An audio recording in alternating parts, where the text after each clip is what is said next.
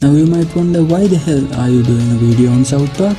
Your channel is supposed to revolve around HP Lovecraft. Look, I understand that South Park has very little to do with HP Lovecraft, but let me tell you the magnificent tale of Scrotty McBoogaballs. This second episode of the 14th season of South Park is probably my favorite episode of South Park so far. Why? Let's go through it, shall we? To recognize its amazingly written plot. The episode starts with Mr. Garrison hyping up Catcher in the Rye. And it has some very risque parts. And strong, vulgar language. And in fact, many schools across the country still ban this book. Oh man, I can't wait! Because it's thought to be so inappropriate. And the students of the 4th grade are taken in by the taboo nature of this book. Whoa, you're telling us this book is filthy, inappropriate, and made a guy shoot the king of hippies? They are so fascinated that they start reading it the moment they got home. I don't know about you, but this reminds me of a certain movie.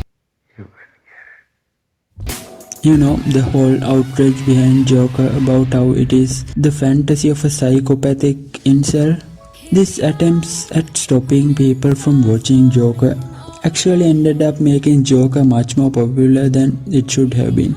This is due to the Streisand effect, which basically means how a thing so repulsive and grotesque could be quite attractive, or the thing people say, about how any publicity is good publicity. But what does this have to do with South Park? If Mr. Garrison didn't hype up Catcher in the Rye to such an extent, the kids wouldn't even glance at the book.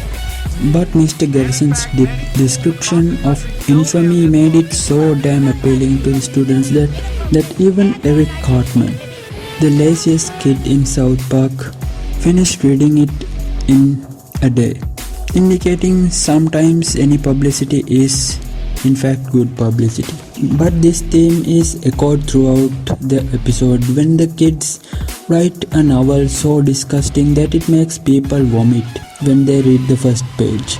This book, named Scrotty McBoogaballs, was written repulsive for the sake of being repulsive. Yet, literary geniuses read the novel and find it to be magnificent literature. This is a magnificent note that people such as I. People are always looking for meaning. Therefore, they will frame something utterly obscene simply to satisfy their minds. This is made clear by how people read it and come up with absolutely opposite themes and ideas. You just failed to understand what the author meant. And how liberals are hurting this country. What? And we... Scrotty McBoogaballs is the most conservative hating liberal in literature. I'm also glad to point out how Trey Stone and Matt Parker only revealed bits and pieces of the actual paragraphs of this book, so the audience will fill in the gaps with their own imagination. H.P. Lovecraft is also famous for doing this, even though people call him, Readers can't get a good look at it because I don't want to write descriptive prose. It would drive them mad to look upon it. For his use of the ambiguity and vague descriptions, I find it to be quite artistic. So let's talk about the poo that took a pee. You know what, let's hear about it from the great and magnificent Morgan Freeman. Why are we here? Douglas cried as poop came out his wiener in a long, thin strip. Obscene nonsense aside, nonsense could be framed or interpreted into whatever narrative. So, is everything meaningful? Well, not exactly. Let's look at Family Guy. We are not resorting to that. Family Guy is a mess of obscene jokes that are so random that I don't think even Seth MacFarlane knows what he is talking about. Hey, is that new butter substitute? It sure is. Is it true it has half the calories of butter or margarine with all the great taste? Yep. South Park tries its best to avoid this, because this kind of storytelling only implies that nothing has meaning, or also known as nihilism. Trey and Matt are terrified of nihilism. I'm showing everyone that all this stuff they freak out over doesn't even matter. No, but see, that's just nihilism. Oh, come on. That is why they rarely touch the subject, because to have no purpose is to face the unknown and lock eyes with the beast within the infinite abyss. So this is my favorite episode because this actually tried to slide into the beauty of nihilism but stopped and never addressed it. You might wonder why is this guy talking about this episode in particular. The reason is this episode is underrated and it is also overshadowed by the epic battle the kids had against Cthulhu. Yes, that happened.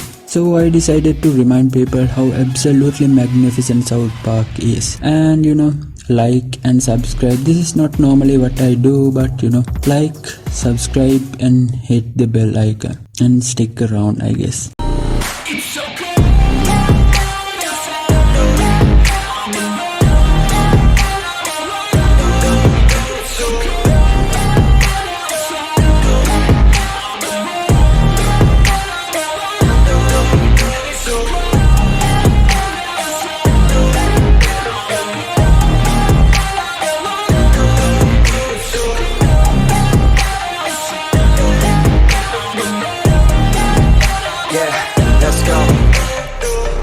Break down, always feel like I could break now, but I never let it take me to that place now. I won't never